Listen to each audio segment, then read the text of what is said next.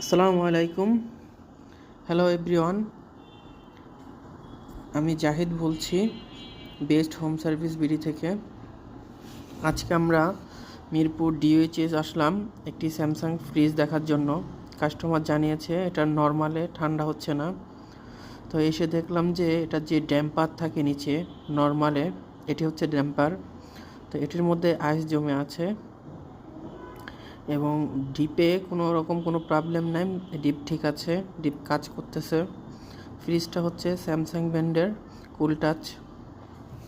এটা নন frost fridge. এই যে ভিতরের যে চেম্বারটা, এটার মধ্যে কোনো রকম আইস নাই। তো আমরা এসে দেখলাম যে এটা হিটার মোডে পড়ে আছে। ভিতরে যে কুলিং যে কয়েলটা যেটার মধ্যে আইস জমে ওটি